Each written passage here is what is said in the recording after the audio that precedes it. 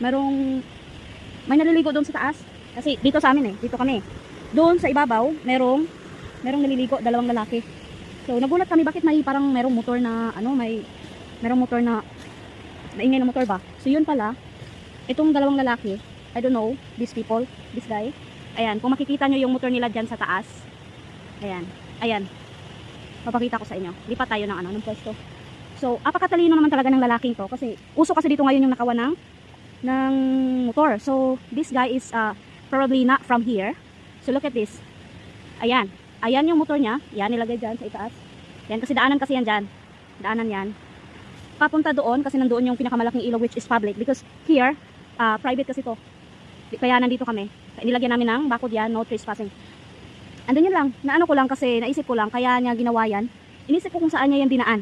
Which is napaka-cool. Kasi, matalino alam niya kasi may nakawan ng mga motor dito ngayon. So, ayan, dyan niya nilagay yung motor niya, dalawa sila.